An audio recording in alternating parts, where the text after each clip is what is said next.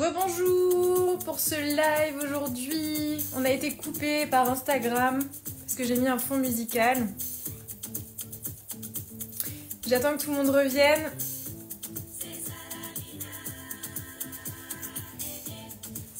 J'ai été coupée parce que j'ai mis un fond musical et Instagram n'a pas aimé ce fond musical.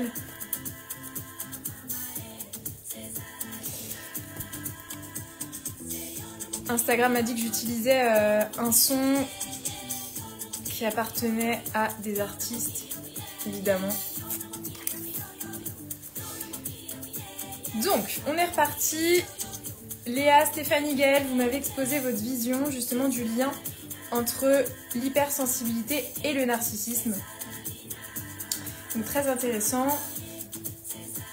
Les 3 personnes donc, qui ont parlé de leur définition ou du lien entre l'hypersensibilité et le narcissisme. Donc vous 3, vous avez dit que effectivement un hypersensible était narcissique. Du coup, j'aimerais bien rappeler déjà pour commencer en fait les définitions de l'hypersensibilité et du narcissisme. Donc l'hypersensibilité, je pense que vous en avez un petit peu vu passer là dans les définitions que moi j'accorde en tout cas à l'hypersensibilité.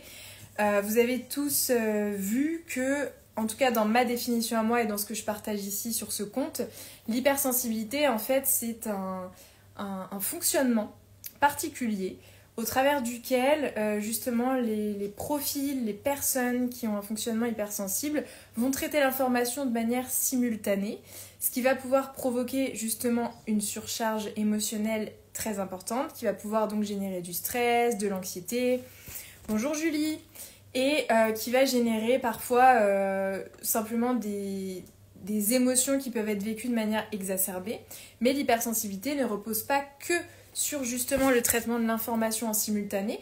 L'hypersensibilité va aussi reposer sur l'analyse du détail, sur le fait de capter en fait les subtilités des personnes, des lieux, des situations.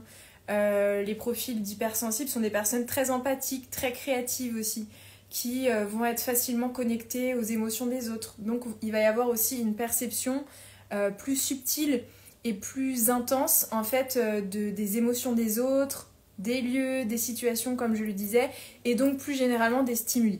Donc ça c'est un petit peu la définition, on va dire, vulgarisée de l'hypersensibilité. En neurologie, c'est important aussi de... Bonjour Valentin. C'est important aussi de voir un petit peu dans les différents domaines ce que veut dire un même mot. L'hypersensibilité, dans le domaine plutôt scientifique, neurologique, neuroscientifique, est considérée non pas comme être hypersensible, mais avoir des hypersensibilités. Donc j'ai fait notamment un réel qui vous avait beaucoup plu à toutes les personnes là sur Instagram qui parlent des différents types d'hypersensibilité selon la neurologie.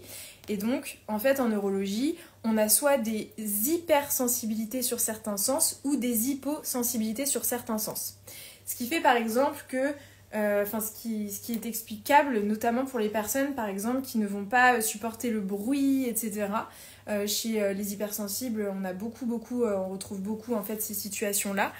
Du coup là il faut faire un diagnostic, tout simplement un bilan sensoriel chez notamment un psychomotricien qui va pouvoir voir un petit peu s'il y a une hypo ou une hyper. Alors en général quand on ne supporte pas le bruit, c'est qu'il y a une hypersensibilité auditive. Quelqu'un justement qui va adorer le bruit et qui va avoir besoin de bruit pour s'endormir, besoin de bruit dans son espace, ce qui peut créer notamment beaucoup de problèmes de couple en général parce que dans les couples en fait, en général les 2 personnes vont être opposées et donc il y en a un qui va avoir besoin d'énormément de bruit, de plein de mouvements et l'autre en fait qui va pas supporter. Et souvent c'est des choses que je vois au cabinet, c'est des personnes qui n'arrivent pas à s'entendre parce qu'il y en a certains qui vont avoir plutôt une hyposensibilité et donc un besoin vraiment de stimulation auditive et l'autre personne qui ressent déjà tellement de stimulation auditive qui va avoir besoin vraiment de calme, de tranquillité et vraiment d'apaisement à ce niveau-là. Donc l'hypersensibilité, vous l'aurez compris, c'est un fonctionnement particulier au travers duquel une personne traite les informations de manière simultanée, perçoit les stimuli de manière plus vive, est empathique et créative perçoit les subtilités et les détails et peut notamment subir beaucoup de stress, d'anxiété et de problèmes relationnels aussi, dû au fait de trop capter en fait autour d'elle. Donc, le narcissisme, lui, est tout à fait normal. En fait, moi, j'aime bien dire qu'on est tous narcissiques. Et je n'aime pas trop, diaboliser ce terme, parce qu'en fait, l'enfant se construit au travers de deux narcissismes, le narcissisme primaire dans un premier temps, et le narcissisme secondaire dans un deuxième temps. Ça correspond en fait à ces stades de développement. Donc en fait, de base, bonjour Emonette, de base, on est tous en fait narcissiques, effectivement. Et moi, je fais partie plutôt de cette team-là. J'ai beaucoup vu sur les réseaux, oui, telle personne est narcissique, on est tous narcissiques parce qu'en fait, on a tous besoin d'être aimés. Et on a tous besoin d'attention et on a tous besoin d'être valorisés. Donc je ne prône pas du tout et je n'adhère pas du tout en fait à cette vision de l'humain qui est censé tout s'apporter tout seul, qui fait sa vie tout seul. Sinon, on serait tous en fait dans une grotte et on irait chasser comme à l'époque, sachant que les mecs qui chassaient à l'époque, s'ils n'étaient pas dans des équipes, s'ils étaient poussés en dehors de leur tribu, ils pouvaient plus manger en fait, parce que chacun avait sa propre utilité dans le groupe, sa propre force, etc. Donc pour moi en fait on est tous narcissiques et là où c'est problématique c'est la pathologie du narcissisme et c'est là où en fait il y a un vrai problème. Donc c'est important de parler du narcissisme. Ok, on est tous plus ou moins narcissiques. Effectivement, on a tous besoin plus ou moins... Coucou Aurélie. On a plus ou moins tous besoin d'attention, d'affection, d'amour. Sinon, à ce moment-là, le bébé en fait sortirait du ventre de sa mère et puis il pourrait subvenir à ses besoins et puis il n'y aurait pas de souci. Sauf que ça se passe pas vraiment comme ça. Donc, la problématique vient à partir du moment où en fait il y a un problème de pathologie du narcissisme. C'est là où il y a un souci, réellement. Donc par exemple, ça a passé par un besoin excessif d'admiration, l'absence d'empathie, un sens démesuré de l'importance de soi, en fait, d'avoir besoin de parler, de se montrer, de se mettre en avant de manière pathologique, la tendance à manipuler, là c'est une pathologie du narcissisme. Mais du coup, pour répondre à la question, je répondrai à la fin et je vous demanderai de vous-même répondre, mais déjà est-ce que ça peut peut-être vous donner des indices? Est-ce que selon vous, du coup, les hypersensibles sont narcissiques? Et est-ce que selon vous, c'est un problème? Parce que c'est ça aussi la question, c'est est-ce que c'est un problème que les hypersensibles soient narcissiques? Est-ce que c'est un problème que les humains soient narcissiques ou pas? Ça, c'est des grandes questions après qui dépassent même la psychologie ou la psychothérapie. C'est des questions carrément philosophiques en fait à un moment donné. Donc, ça m'amène sur un deuxième point. Là, j'ai clarifié vraiment les concepts d'hypersensibilité et de narcissisme. On va plutôt là aller du côté d'une deuxième question que ce live m'a amené à me poser pour vous apporter des éléments. C'est les hypersensibles sont-ils égocentriques? Donc, il y a une petite subtilité à faire entre l'égocentrisme et l'empathie. Donc l'empathie, par définition, c'est le fait de souffrir avec, ou plutôt de ressentir dans son corps ce que ressent l'autre dans son propre corps. Donc les hypersensibles, on le sait très bien, sont des personnes très connectées à l'autre. Mais j'exposerai aussi peut-être un autre élément après qui peut être vraiment très intéressant. Parce qu'en fait, les hypersensibles ne supportent pas non plus d'être déconnectés de l'autre. Ce qui fait que quelqu'un d'hypersensible peut parfois analyser quelque chose qui n'est pas juste. Par exemple, je donne un exemple au pif, mais vous êtes avec quelqu'un et vous avez l'impression que cette personne ne va pas bien du tout et vous avez l'impression que vous avez fait quelque chose de mal, que c'est contre vous, etc. Non, en fait, pas du tout. Parfois, la personne qui est en face de vous a juste ses propres problématiques et n'a pas envie d'être analysée, n'a pas envie d'être passée sous scanner et n'a pas envie que vous soyez à tout prix dans le besoin de vous rassurer vous-même aussi. Donc ça, c'est un point très important parce que j'ai aussi pas mal d'hypersensibles qui peuvent se tromper, en fait, sur leur analyse. Ça n'a rien à voir avec eux. Ils ont un tel besoin d'être rassurés en permanence que ça peut poser problème dans les relations, en fait. Parce qu'à un moment donné, ça peut emprisonner l'autre, cette empathie. Je sais pas si ça vous parle, mettez en commentaire si ça vous parle. Je pense que personne ici n'aime bien être analysé quand il ne va pas bien. Et il a besoin, en tout cas chaque personne a besoin de se sentir libre dans ses relations. Parfois d'avoir une énergie peut-être plus basse, d'être moins bien. Et ça va être plus difficile en fait d'avoir quelqu'un qui est tout le temps en train de vous analyser ou tout le temps en train de poser des mots sur ce que vous vivez alors que vous n'avez pas forcément non plus envie d'en parler. Ça c'est important de faire attention. Donc, très parlant. Ok, bah super Stéphanie. Super. Donc égocentrisme vs empathie. Donc l'égocentrisme, c'est le fait en fait de se concentrer uniquement sur ses propres besoins. Donc par exemple, ça va être de pas supporter par exemple que quelqu'un aille mal et de pas supporter ça et d'avoir toujours besoin en fait d'analyser l'autre et de se rapprocher de l'autre pour vraiment comprendre ce que la personne vit. Sinon, c'est en danger. Vous voyez ? Là par exemple dans ce que je vous disais, quelqu'un qui a absolument besoin de savoir ce que l'autre vit parce que le fait de sentir que l'autre ne va pas bien, ça pose question sur ok, est-ce que j'ai fait quelque chose de mal, pas de mal, est-ce que je suis une mauvaise personne, est-ce que c'est de ma faute, peut-être que la personne elle m'en veut pour ci ou pour ça que j'ai fait il y a 3 semaines alors qu'en réalité la relation va bien.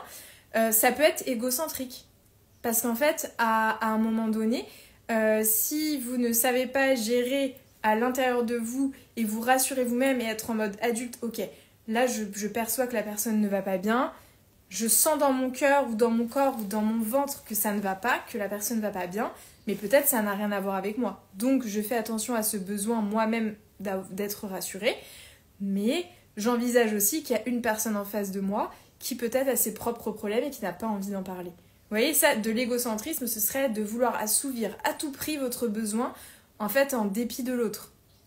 Ça, c'est de l'égocentrisme, d'être centré absolument sur soi et de ne même pas pouvoir envisager que la personne autour ait ses propres émotions, vive ses propres difficultés, etc. Donc ça, c'est plutôt de l'égocentrisme, alors que l'empathie, en fait, c'est la capacité à ressentir, à comprendre les émotions des autres.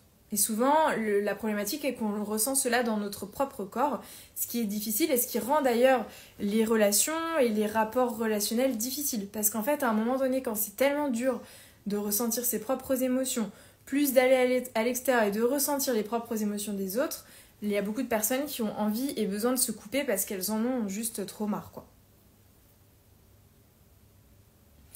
Donc, les hypersensibles sont souvent perçus comme très centrés sur leurs émotions. Mais en fait, quand vous apprenez à comprendre, quand vous apprenez à bien activer votre hypersensibilité, à un moment donné, vous n'êtes plus centré que sur votre propre émotion et vos propres émotions. Vous apprenez à réguler vous-même vos propres émotions, parce que vous avez des techniques, et après, vous pouvez vous ouvrir aux autres. Mais c'est sûr qu'un hypersensible qui n'a pas bien activé son hypersensibilité, qui a l'impression de la subir, qui a l'impression de porter les fardeaux de tout le monde, qui a l'impression d'absorber comme une éponge toutes les énergies de tout le monde, des environnements, des lieux, en fait c'est tellement pesant que la personne ne va jamais être réellement bien en fait. Donc effectivement, dans ces cas-là, on peut carrément penser qu'un hypersensible est égocentrique. Ensuite, par rapport aux besoins d'attention,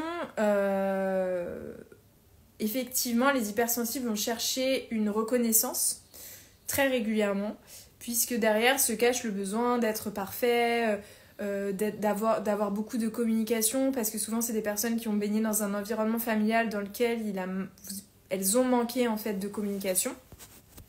Bonjour Caro, on s'est vu hier, ravie de vous revoir aujourd'hui. Du coup, besoin d'attention plus ou moins permanente.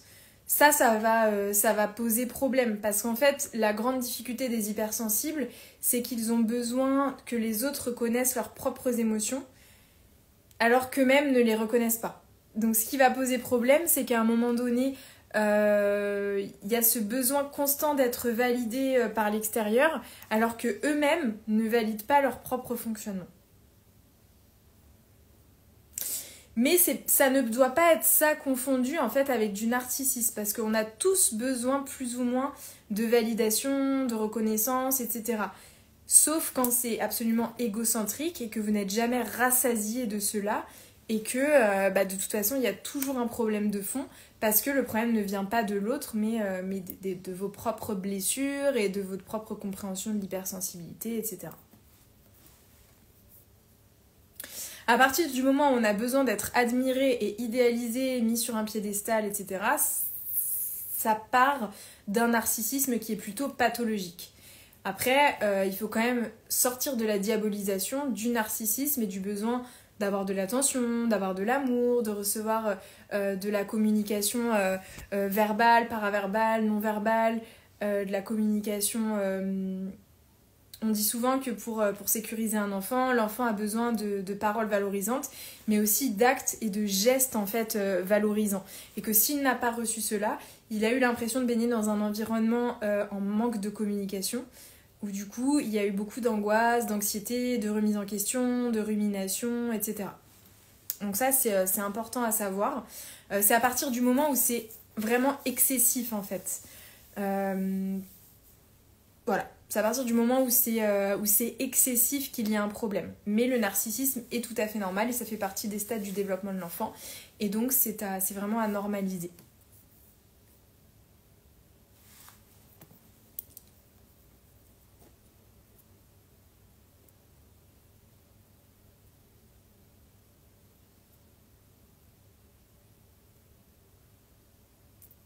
Voilà, donc même s'il y a des points en fait qui peuvent rejoindre, qui peuvent ressembler à du narcissisme pathologique, il faut quand même savoir que des personnes qui développent un narcissisme pathologique, du coup, il y a des points quand même dans l'éducation, dans le système familial et dans ce qu'ils sont depuis tout petit, qui montrent qu'il y a, entre guillemets, des problèmes depuis le début.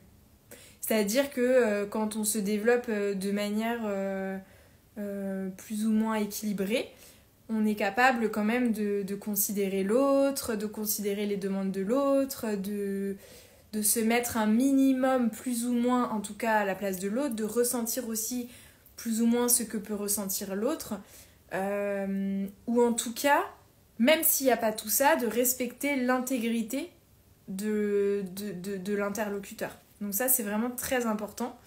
Parce que même si un hypersensible, dans son fonctionnement, peut ressembler à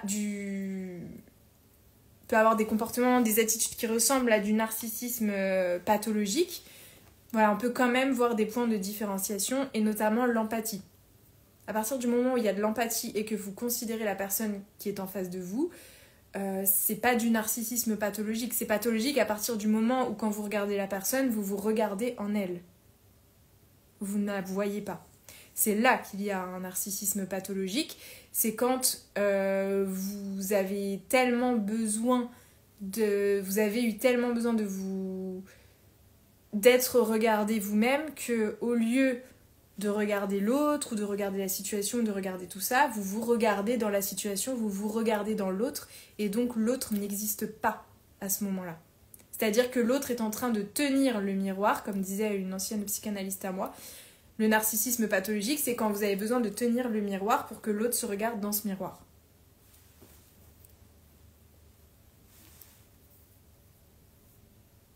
Donc, est-ce que l'hypersensibilité peut masquer du narcissisme pathologique ? Ce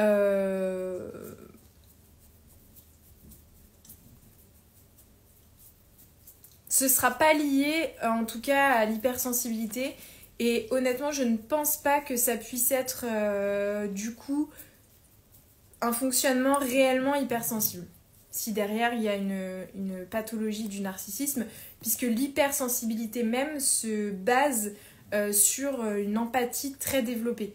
Donc aussi une culpabilité fréquente, une grande remise en question, une grande intellectualisation, un besoin souvent de faire passer l'autre avant soi, etc. Donc ça va à l'inverse total de la pathologie du narcissisme en fait. Par exemple,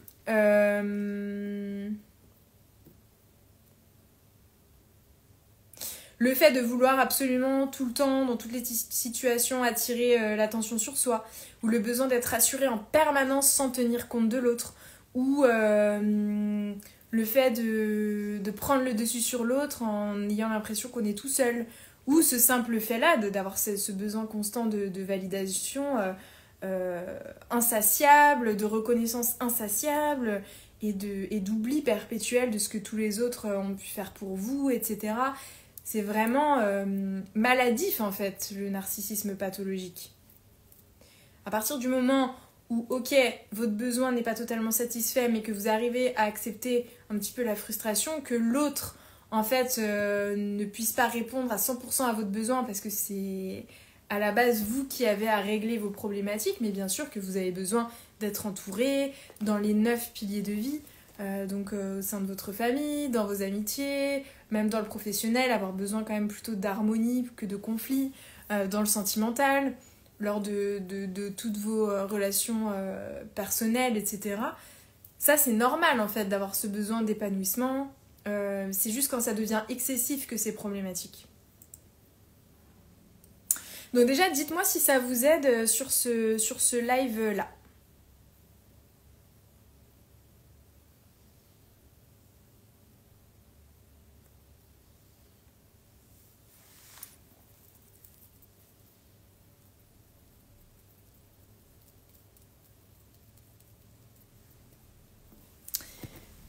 Alors, il peut y avoir de l'obsession dans le narcissisme et l'hypersensibilité, non, car ça en fait un point commun peut-être. Alors là, est-ce que tu parles de narcissisme pathologique, Gaëlle, ou pas?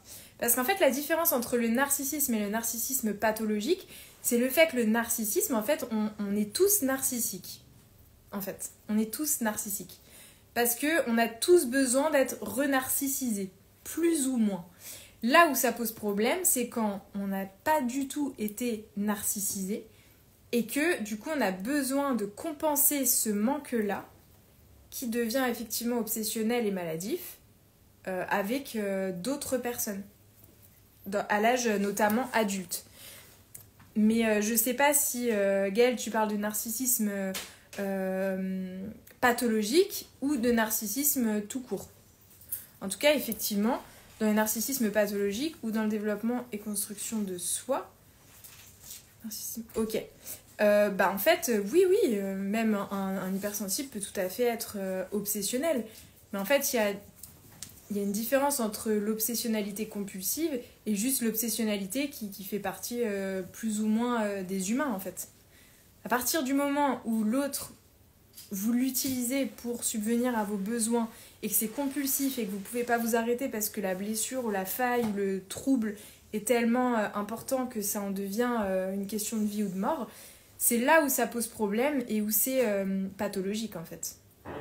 Pour le reste, tous les humains ont besoin d'être regardés, d'être validés, d'être aimés, plus ou moins aussi. En fait, à partir du moment où on peut revenir se renarcissiser soi-même sans passer tout le temps de manière compulsive par l'autre, c'est ok en fait. C'est tout à fait ok. Donc c'est important de déconstruire les clichés et de sensibiliser à ce sujet parce que voilà, il y a vraiment une différence entre le narcissisme normal, entre guillemets, et le narcissisme pathologique.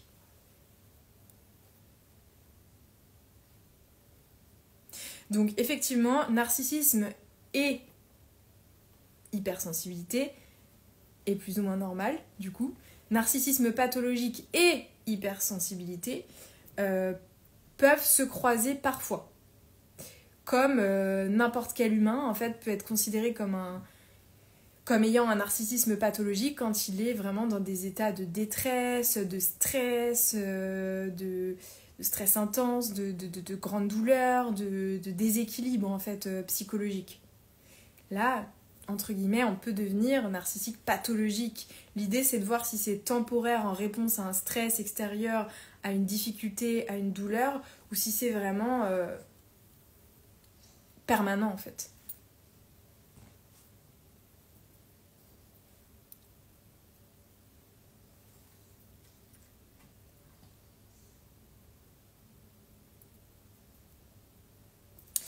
Donc l'hypersensibilité voilà, est un fonctionnement qui est plus basé sur une recherche effectivement de validation, une vulnérabilité parfois émotionnelle et une recherche d'harmonie dans les relations, dans les environnements, alors que le narcissisme est plutôt basé sur un ego qui a pu être blessé, une demande d'admiration, d'idéalisation et un besoin constant en fait d'être regardé, d'être vu, d'être admiré. Et donc pour cela, malheureusement, les personnes qui ont un narcissisme pathologique peuvent utiliser les autres comme des objets un petit peu pour se valoriser eux-mêmes. Donc là, il n'y a pas de limite après avec la manipulation, avec tout ce qu'on connaît dans les rapports humains qui peuvent être tout à fait toxiques.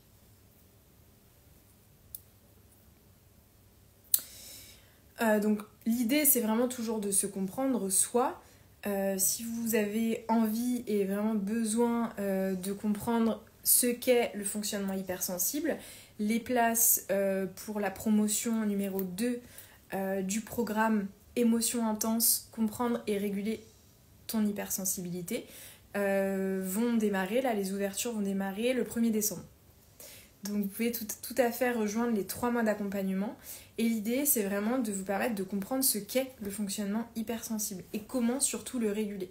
J'aime pas trop parler de gestion d'hypersensibilité, moi j'aime parler de régulation des émotions et de régulation de l'hypersensibilité pour que cette hypersensibilité devienne bien activée et qu'on sorte en fait des mécanismes d'une hypersensibilité qui soit déséquilibrée et qui soit vécue comme un fardeau en fait.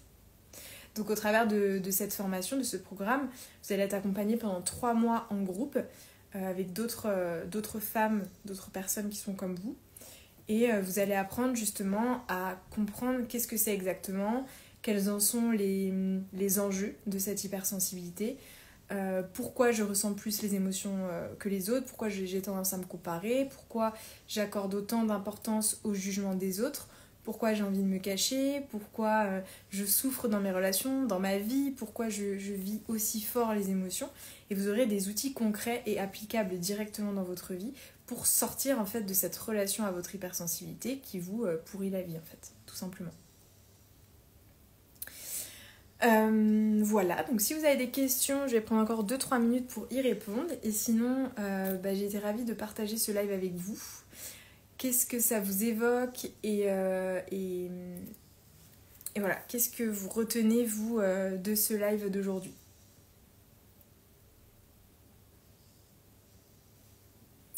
Et peut-être ce qui peut être intéressant à vous poser comme question, c'est est-ce que vous êtes, vous, jugé de narcissique parce que vous ressentiez les émotions très fort et parce que vous aviez l'impression d'être centré sur vous ou pas? Et est-ce que vous reconnaissez plus dans le narcissisme pathologique ou l'égocentrisme? Dans quoi vous êtes le plus retrouvé là?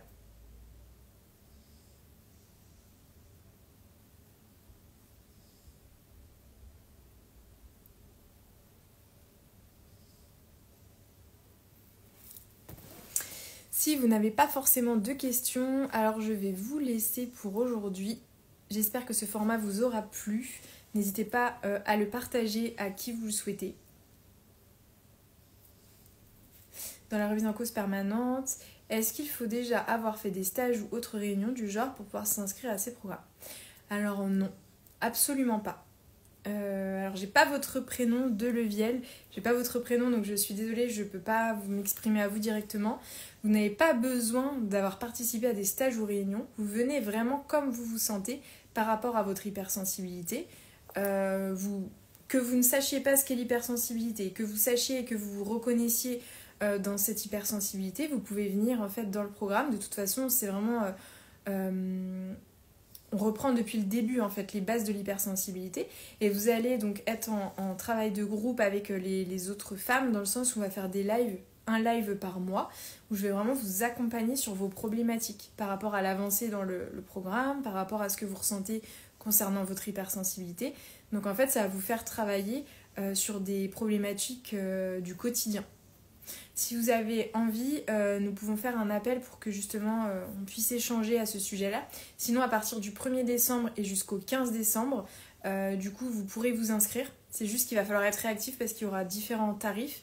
Le tarif réduit sera valable sur une certaine période et ensuite ce sera le tarif plein. Donc si ça vous arrange et d'avoir un appel découverte et si vous avez envie d'en savoir plus, on peut s'appeler bien sûr dès maintenant Claudia. Et autrement, du coup, pendant toute cette période, vous pourrez réserver votre appel pour me poser toutes vos questions. Et je vous dirai du coup si je vous recommande ou pas de prendre le programme ou si vraiment ça ne correspond pas du tout à ce que vous recherchez.